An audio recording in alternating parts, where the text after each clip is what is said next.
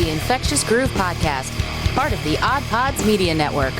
Recorded from Detroit, Michigan, and Jacksonville, Florida. The Infectious Groove Podcast is your source for jammy jams, album reviews, and the best in-depth music discussion. Thanks for joining us. Now here are your hosts.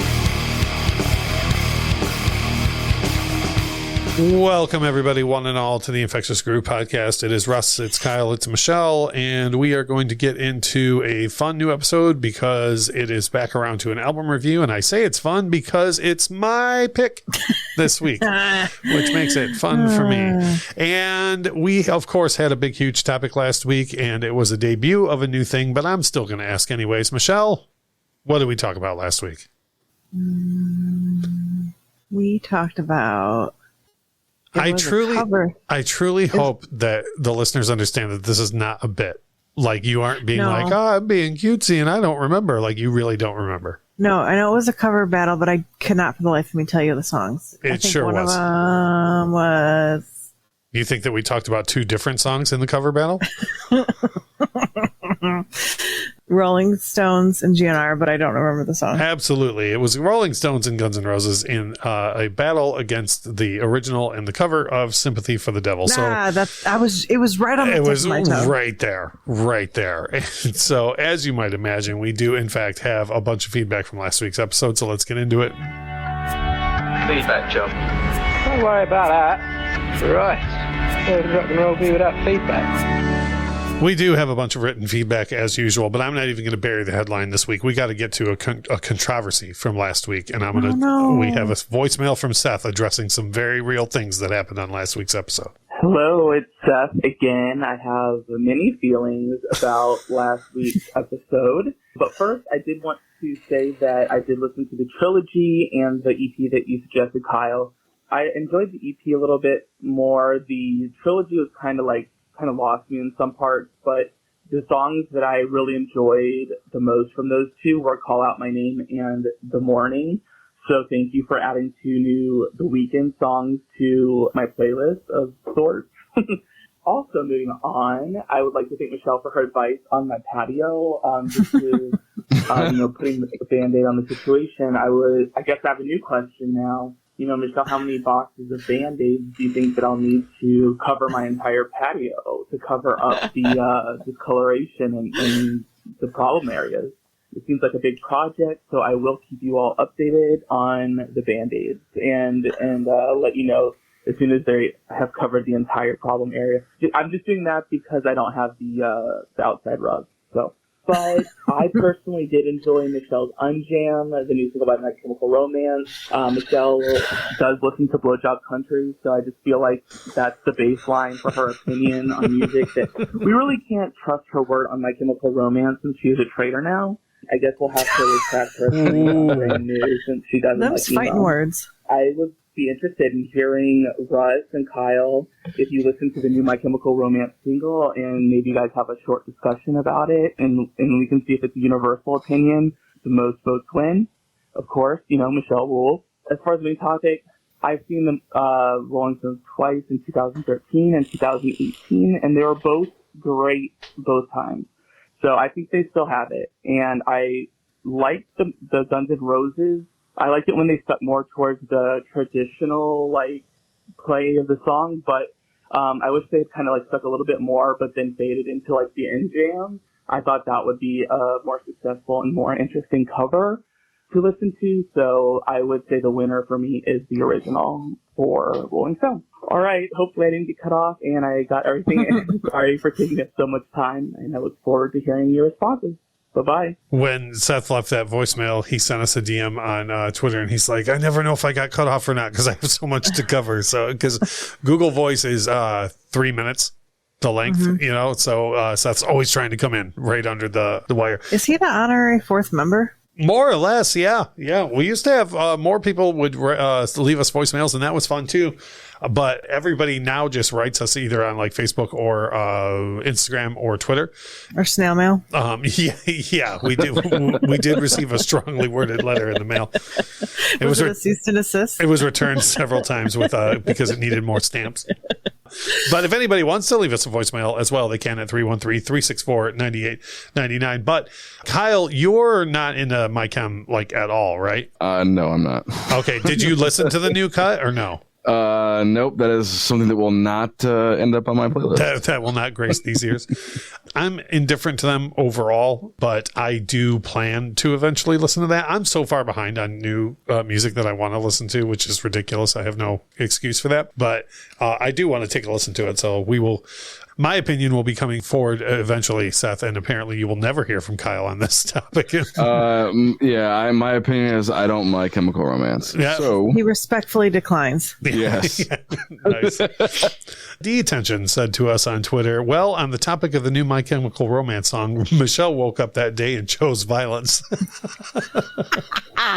I didn't think I'd get that much heat for it. It's just not good. Well, that's not what other people say. The Ever Trending Story podcast comes in and says that new Kendrick album is heavy. I enjoyed it so much. That was Kyle's Jammy Jams last week or the week before, I think last week. We liked the new My Chemical Romance song, as did my wife, who's a huge fan. It's not fantastic, but it was listenable. And I also feel like it's listenable is not the most ringing That's endorsement. not a good review. Right? I should have added this when Seth was talking, but the trilogy is not meant to be listened to all the way through like that. Like those are 3 separate albums that fair. came out at 3 different times. So they don't go together. They were just put together by the record label and released as one project. Got it. Let's see here. Jamie Porter via Facebook says, great episode with lots of fun. Way to keep it positive, Michelle. Because once again, you brought the only unjam so far on the show. We'll see what happens in the future. I can do it again.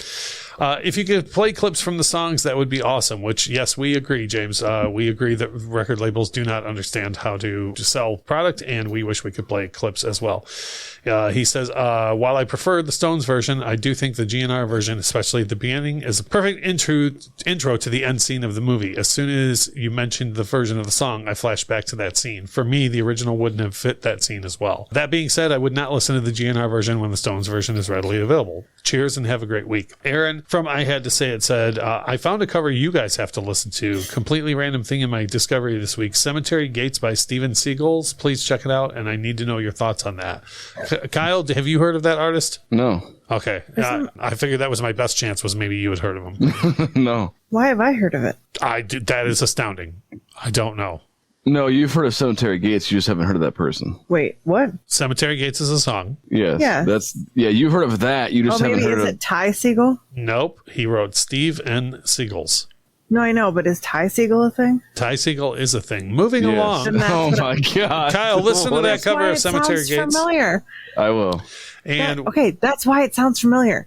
Nick Fowler, who listens to the show regularly, says, as a big fan of both versions, they're both in my top 5 tracks from each band. The GNR version is hands down my favorite. I think GNR absolutely kills this track, and Axl's vocals are far superior to Mick's on the original, which, Michelle, remember, you did not in any way like Axl's vocals at the beginning of the song. And is that actually you leaving that comment? That is Russ? not me. Why do you... Garrett, who is a supporter of the show and very often listens to us on Good Pods and interacts with us on Twitter and leaves us comments all over the place, said, I just learned that GNR did a cover of this song, and I have yet to hear something of theirs that sells me on liking GNR. I don't think I'll like their version, but I'll check it out. So that's what it's like, Michelle, when someone goes into something with an open mind. Like when they go in saying they're probably not going to like it, but they'll try it anyways. I'm confused. Anthony Taylor's version says to us, love your new series debut. Cover songs are always iffy for me. Most of them I don't end up liking. But GNR did a really good job with Sympathy for the Devil. Honestly, I was expecting it to be a train wreck, but it was definitely a good surprise. That said, I would still pick Stone's original as the better of the two. In my opinion, it's always difficult for a cover version to top the original, but GNR did come close, though, which that's great feedback to hear on what I'm surprised that there's such a split in this. Like, I thought for sure this was going to be a whole bunch of people being like all about the Stones on this. Sean and Chris, who listen to the show regularly and also always have feedback for us, say, I stopped listening to the show just to listen to Matt Mason's Blood Runs Red because Michelle for the win, hashtag Michelle is awesome. Yes. So, yes, and I replied to that and said, unintended consequences of Michelle being awesome. People stop listening to our show to go listen to a song of hers. Well, at least that's a win for me. Notorious MN 1992 from Iran, who wrote to us last week asking if we would read his comment, opens his comment this week and says, "Wow, you actually read my message. Thank you for that. About last week's episode, I listened to both versions of the song for the first time, and I did not like any of them. But if you put to my feet to the fire and say pick one, I'd probably go with GNR. And one of those kind of songs, in my opinion, is Aha, Take On Me. There's a cover by Air Supply. The cover of the song is so good, but close to the original. For the album review, I suggest you do the 1975 I Like It When You Sleep. They are a British band, but they are also very popular in America. So we have a audience pick for album review. It's generally every fourth album review, and I'm not even looking at the schedule right now, but we will put that on the list and something that we might cover. I wonder if those guys are still a band. 1975? Yeah. I don't know. They're one of those. They used to run the Warped Tour circuit and all that kind of shit. Yeah. No, they did not. Yeah. Mm-hmm. Okay. Do you even know who we're talking about, Michelle? Yeah. You don't sound very sure of it. Isn't that the band that, I'm thinking of the old 97s. Oh my God. Shut up. Wrapping things up, the Docking Bay podcast says, I'm already loving the cover battles. This one is easy for me because I loathe Axl Rose. I like the band, but I hate him and his voice. I feel they destroy every cover that they do. So the Rolling Stones is my pick. Thanks for being the best part of my Monday. So he might hate Axl Rose, but he sure likes us, which makes me happy. That's good. That is good. Yeah, I'll take that. All right, moving right along. Our jammies. Shock and awe. Michelle, we're going to go with you first this week. I'm not ready. I'm just kidding. I am ready.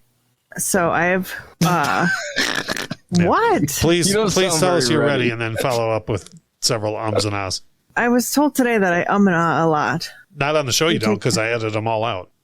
So nobody knows? Yeah, it takes me like an hour and a half every week. I'm not kidding, to edit all Just of them to do out. mine? No, to do all three of ours, but right. You are I'm going to send you a mega cut one week of all of your ums and ahs that I cut out of every week. I'm not a public speaker, ma'am.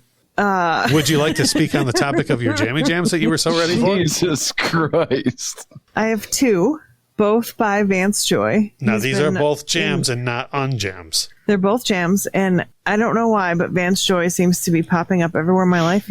I think we've talked about that before, where sometimes you just like, doesn't matter what you do, you turn on the radio or you go to the grocery store and they just follow you. It's just there. Yep, I hear you. You better not unjam Vance Joy. You watch yourself. So these are two songs that aren't singles by him, but are my jams. Missing Piece and Don't Fade are very, very good songs by him. The singles for me, got really played out really fast on the radio. And so I tend to skip those when I go through his catalog, but those two are my jams right now, but I've just been working my way through.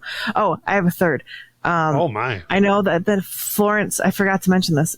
Florence had her new album come out, but I've been listening to her first album a lot. Yeah, that is such a good record. Yes. And what were the names of the two Vance Joy songs one more time? The Vance Joy songs are Missing Piece and Don't Fade. Gotcha. And for the life of... Hold the fucking phone here. What Vance Joy songs are on the radio? Yeah, I was wondering that too. Are you kidding me right now? I'm absolutely not kidding you. I don't even listen. Saturday Sun. Are you? He's got a song with Marshmello. That is the one song that's on the radio. I do agree with that. That's like a TikTok song. Yeah. Riptide and Saturday Sun. I hear at least once a week. I feel like on the radio, and I listen to the radio a lot. You do. That's confirmed. That's been confirmed. I was just curious because I don't listen to the radio, but that's crazy that he's pretty much beyond the Marshmello thing. He's kind of like an unknown artist. So I feel like he was more of a what do we call it? Adult contemporary alternative, whatever. Like you're not going to find him on your trying to think of a radio station that's like straight alternative stations or rock stations. You won't find him on there. Yeah, or the ones that play all the TikTok jams. Like you're not going to find him on that. But I think you would find him on I almost hazard to say easy listening. I just feel like adult contemporary. All those stations you listen to. Yeah. Right on. Kyle, we'll go in full reverse this week. Kyle, what are your jammy jams? So I happened upon an artist named Until the Ribbon Breaks, and I believe it's one person. I don't know. I never know who the fuck is doing what. Yeah. But their self-titled record is called Until the Ribbon Breaks, obviously. But it's I don't know, it just popped up in my random like Spotify mixes, and I started listening to it. I was like, damn, I dig this shit. I don't even know what kind of music it really, I don't know. It's like singer-songwriter-ish, kind of like almost like 2 Feet, but not with like the heavy like drum and bass shit that goes along with it. Gotcha. Wait, did you send me that? Yeah. Okay. What would you consider that to be? Exactly what you said. I am literally the worst person to categorize music. That is true. I don't know why. I just asked you that. Right. But they are in my liked songs, and I was like, I don't know where this song came from. Now I do. Go on. Is there enough material off that record that you like that you can include a couple on the playlist, Kyle? Oh yeah, and then so I dug into a bunch of their or his or their whoever's stuff after I happened upon that one song, and yeah, there's plenty of stuff that I can include on the playlist. Right on. Cool. Did you have anything else, or was that mostly what consumed you? So beyond that, this is gonna sound crazy coming from me, but Olivia Rodrigo, her fucking album is so good. Yeah, I've heard a lot of buzz on it. I haven't listened to it myself yet. It's called Sour.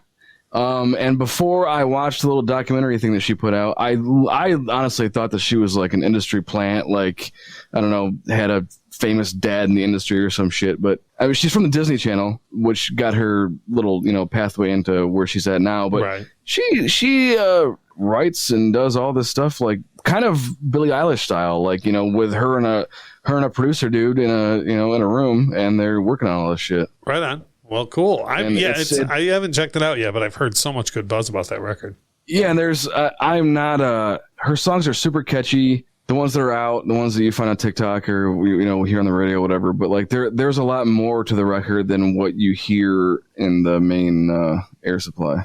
Cool. Well, then that's another thing. Then you can put a couple from that on the playlist that you think are really standout tracks, Yeah. I myself had 3 different artists from all different time periods that just all 3 crossed my mind for different reasons this week. And then I couldn't get enough of them. One was Anderson East. Another was Kenny Wayne Shepherd. Oh, yeah. Yeah. And the last was Emerson Drive. Anderson East, I don't know why, but the song Devil in Me just got stuck in my head the other day, which is such a jam. And he's really got a good cross section of work now, but that first album of his is just fantastic. So real good soul music and really, really excellent first effort from him. So I'll probably put some songs from that on there.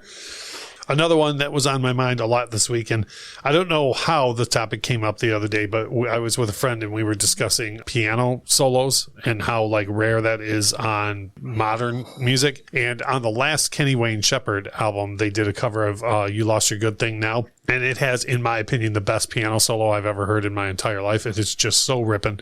So, of course, a bunch of other Kenny Wayne Shepherd blues cuts were stuck in my head. And then lastly, this last one actually leads to 2 cool things. One, I was at a dive bar the other night, and somehow Devil Went Down to Georgia came up, and I was like, oh, that's my end to play the Emerson Drive version, which is the best version of The Devil Went Down to Georgia that you'll ever hear. And so I played it on the jukebox, and everybody in the bar, there was much applause and much rejoicing. And everybody was like, holy crap, this is a great version. And so I posted it because I don't think there's been an Emerson Drive record in like 10 years, but I posted it on our Instagram, on the Infectious Group Podcast Instagram, just a screenshot of the jukebox. And I tagged them in it. And I thought, oh, well, that's cool. They at least have, social media because I haven't heard from them in forever. And then like a day later, they commented on the post, Emerson Drive did, and was like, thanks for sharing our version of this. And I was like, holy shit, like somebody's still monitoring that, account. Didn't somebody die? From Emerson Drive, they had a bass player pass away, yes. Yeah. And so anyways, so that caused me to Google them and be like, I don't know, maybe they're active again. And they have a new record coming out the day after we record this episode. So like holy shit. Yeah, it'll be like 3 days before. And without boring everybody with all the backstory, they're a Canadian country band who we've talked a lot about on the show, like what Kyle and I feel is like the last stand of good country, like Tim McGraw, Travis Tritt, Dwight Yoakam, that type of country, like pop country, but nowhere near as bad as the country that Michelle claims is country music. Shut up. She likes now. And so they were one of the last bands to come along that way, and they just their promotion got completely botched. They were like marketed as like a boy band when they weren't, and they just didn't get the traction that they should have. And then, they had a bass player die by suicide at one point, and they still put out a record after that, but they've been inactive for a very long time. So I'm very, very, very excited. It's really good country music is what they make. Their version of Devil Went Down to Georgia, I think, is hands down the best. And I'm super excited. By the time this episode comes out, I probably will have listened to their new record, and I'm really excited about that. Yay, hopefully it's good. Yeah, I hope so as well. I don't even know how to get out of this because it's usually not me doing Jammy Jams last, but we are going to take a quick break. And when we get back, we are going to focus on me some more because we're doing an album review.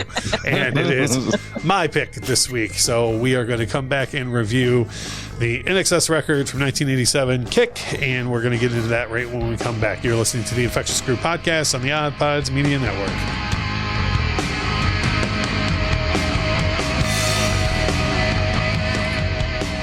Hey, I'm Pants and Saren. This is Stevie. And I'm Augie. And we are BFYTW, a podcast all about playing games and having fun. Our games are usually based on British panel shows and game shows, but we'll play anything that captures our attention and imagination. Why? It's right there in the title. You'll never guess what the F stands for. Hey, it's Dalton. And Sam. We want to tell you about our podcast called Big 10 Plus 4. Are you a college football fan who doesn't want to always be talking about the SEC? Are you a college basketball fan who's tired of hearing how the Big 10 doesn't win in the big dance? Then we're the show for you. Check us out each week on the Odd Pods Media Network. We bring you college sports with a Big 10 flavor. Big 10 Plus 4. College sports with Midwest perspective. Blue collar and blue blood.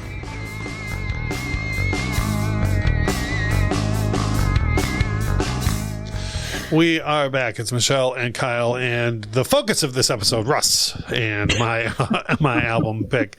I get so excited when it comes around to my album picks, and this time I picked one that I think will be a fun and lighthearted and uplifting discussion, as opposed to many of my album picks that I feel that are going to be at least well received to some extent, and they never are, and it dashes my hopes and dreams. So this week we are going to review the INXS album Kick. This was released in October of 1987. This is the 6th studio record from INXS. Holy shit. Out of Australia. It is by far their biggest record. It went on to be 6 times platinum, which is an amazing amount of sales. And Michelle, just before you ask, platinum sales is 1 million units.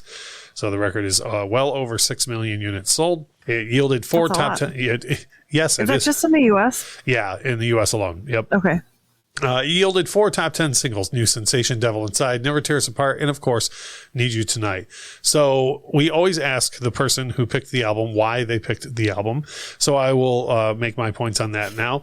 I was going to leave my entire notes at this one sentence that I typed, but the first sentence that I typed is, I needed to win. I needed you guys to like something that I brought to the table. Mic drop.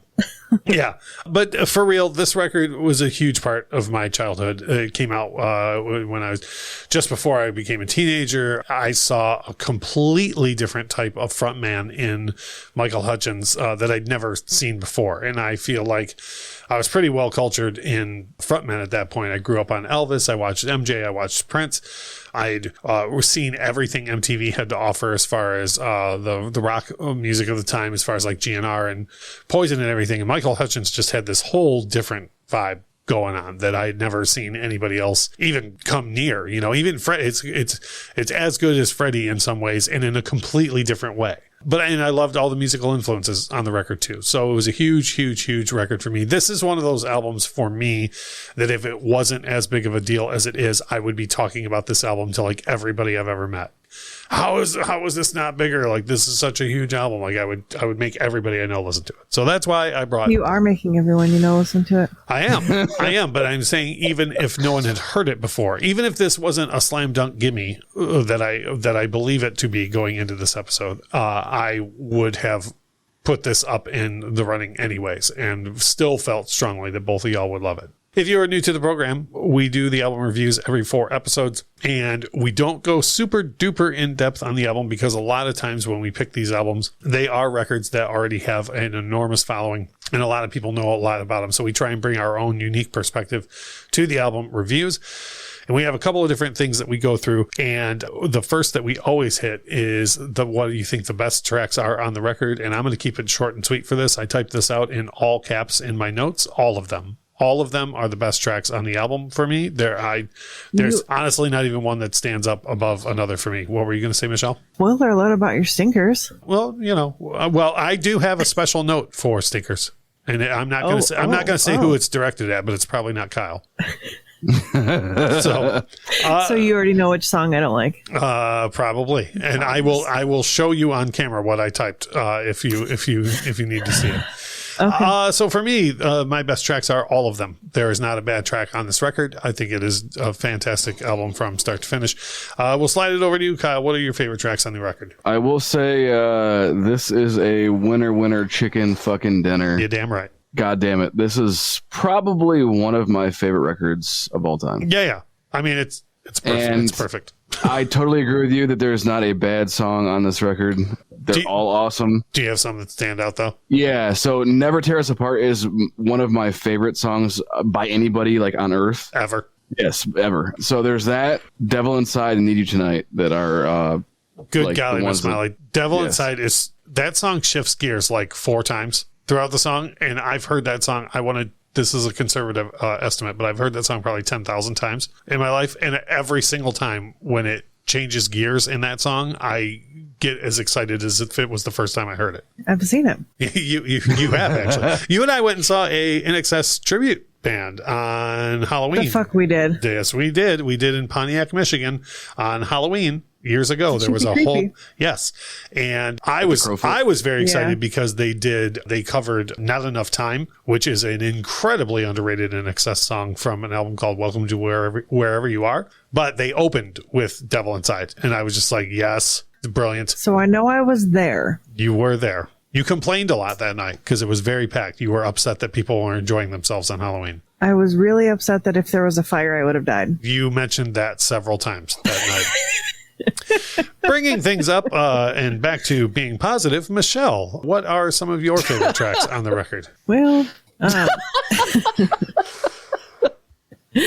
swear to God, if you shit on this record. Do you even like music? What the fuck? My jams are New Sensation, Devil Inside, Need You Tonight, Never Tear Us Apart. So you love the singles. You concur with everyone who made the top 10 singles, the top 10 singles. I concur that these are great singles. Fantastic. And so the title cut, the cover of The Loved One, Guns to the Sky, none of this matters to you at all. Do you want me to go on?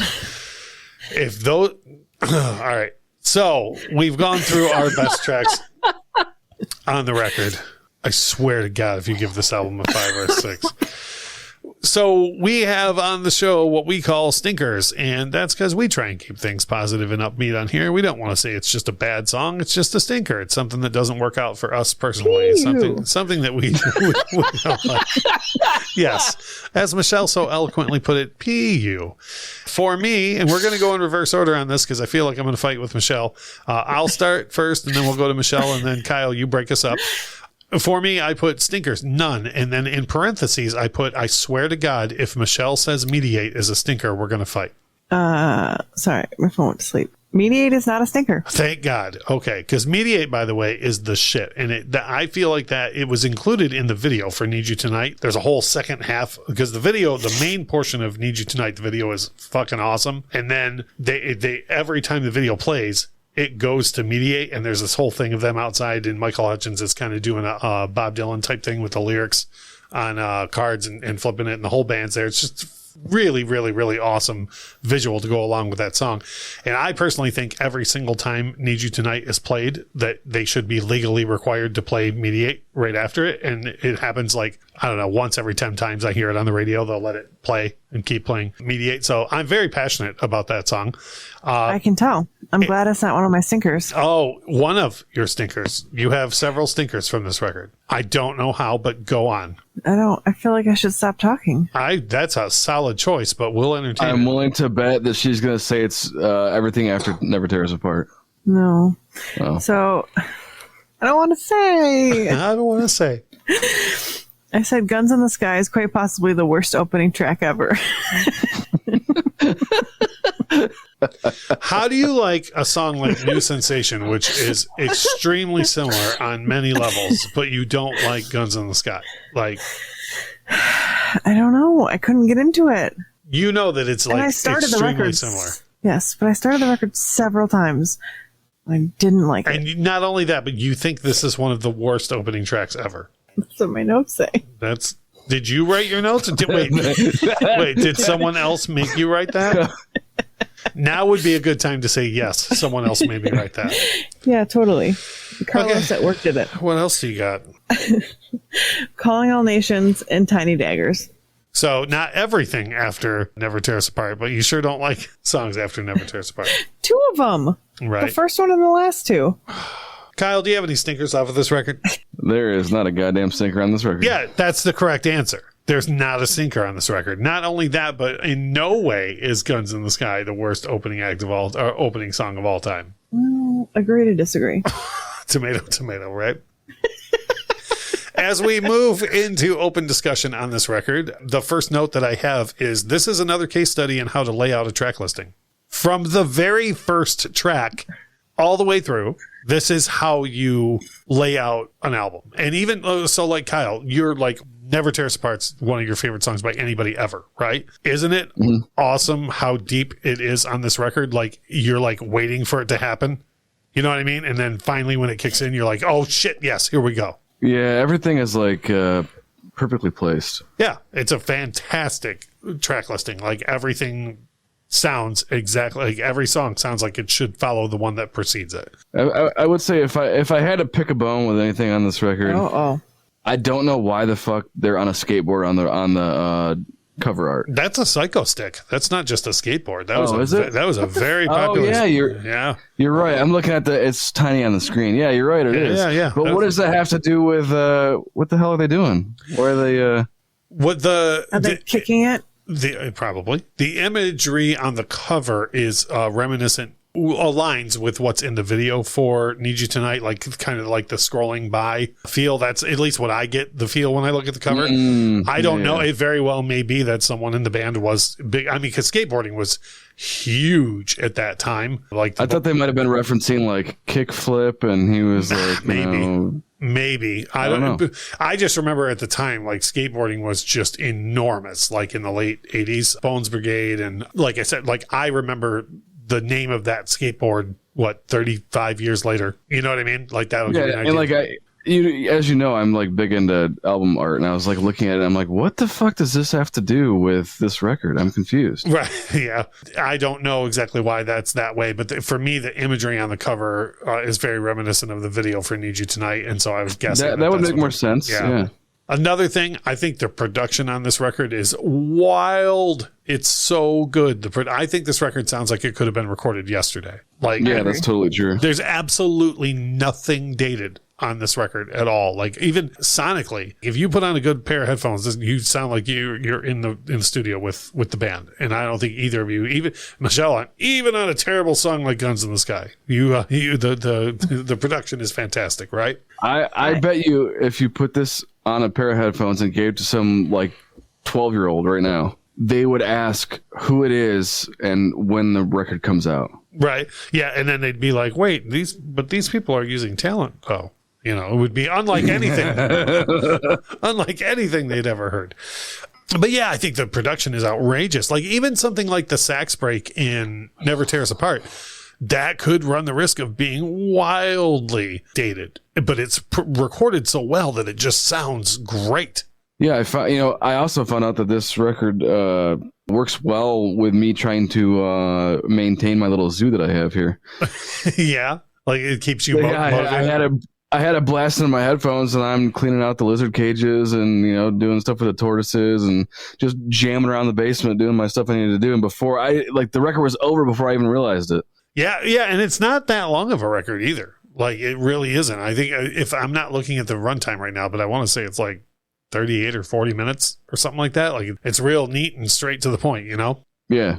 Another note that I had on here is that I did not know that the song The Loved One was a cover until 2 or 3 years ago. I had no idea that song was a cover, and it still fits in with the record, the sound of the record. I mean, it's a very different kind of ballad than when you compare it to Never Tear Us Apart, but I had no idea. And the song The Loved One was a hit in Australia for a band called The Loved Ones.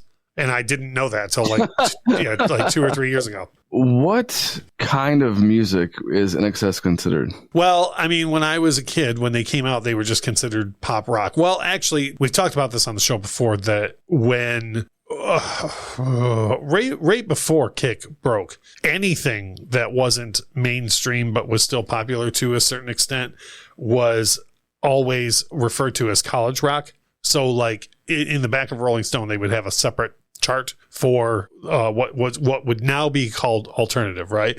So when INXS had hits prior to Kick, they were on the college rock chart. So like here in the US, What You Need was not on the regular top 200. It was on the college chart. But then when Kick blew up, it was so mainstream that it just absolutely was counted in all of the quote unquote regular charts with pop rock. So I don't even know. It seems like, and I think, Kyle, you've brought this up on the show before about how like nowadays everything has to be like siloed into like 17 different genres. It used to be much. It drives me crazy how there's just everyone wants to like put a category on everything, but there's so like I don't even know how to explain the music. It's so like it's almost like 9 Inch Nails-y in a way, but like the vanilla kind of 9 Inch Nails, like not the like. Yeah, dark, no, I could see something dark, dingy. I could see somebody like Trent Reznor hearing this and being inspired by it back then. Yeah, that's what I'm saying. Like there's just so like it's hard. I can't put my finger on it, but like it just sounds so good. Yeah, to me, I am fine if I was going to have to put a label on this. Or let me say this: if somebody ever said, "Oh, I've never heard that album," what would you call INXS? If somebody had never heard this album, I would be totally comfortable just calling it pop rock. That to me is what it sounds like. Yeah, for me, it's way better than what you would consider pop rock nowadays. Oh, for sure. Yeah. So, yeah. Yeah. And so, you know what? And the next note that I have here is that, you know, this record for me is huge and nostalgic, but in the best way possible. I don't listen to this and be like, oh, I was into that when I was a kid. I listen to INXS Kick in a longing type way of like wishing things could still be the way that they used to be. The actual note that I read is this album is from an era when artists were allowed to be artists. Everybody bought this record because the music was good, because artists made it. This was not put together by people who were foreseeing trends or hoping that something would be in by the time this was released. I mean, there was a huge gamble played on taken on this record because it was so many different styles, and they didn't know who it was, if the album would even find its own audience. But what happened is it got into the hands of the listeners, and the listeners made the choice of, oh, okay, we're going to consume this real art from these real artists, you know? And I think that goes back to your point, Kyle, of like that wouldn't happen today because it wouldn't even be allowed to be out. Like nobody in today's pop rock game plays at the level that these cats play, right? Yeah, and even beyond that, like the gamble that was taken on them thinking that this would possibly blow up in America, like the name of the band is confusing if you don't know what it is already. Like it's just 4 letters. What is it? So it's like how did someone knew that would somehow catch on, but it wasn't because of the name, it was because the music was so good. And INXS had already had a good amount of success here in the US with at least the record before this, Listen Like Thieves, and the cut What You Need was a pretty big hit here in the US, but the name just means what it sounds like. It means in excess, like overdoing everything. And and this was before they had, crazy, XXX Tentacion, like right, yeah.